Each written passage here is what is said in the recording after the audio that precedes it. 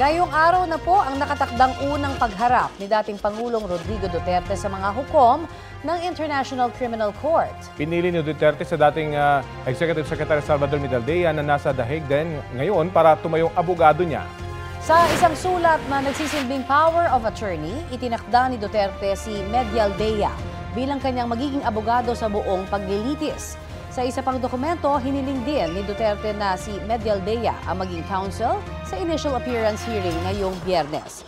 Batay naman sa iba pang dokumento na inilabas ng ICC, hiningi rin ni Duterte ang tulong ng Office of Public Counsel for the Defense nang bisitahin siya ng mga kinatawan ng registry ng ICC.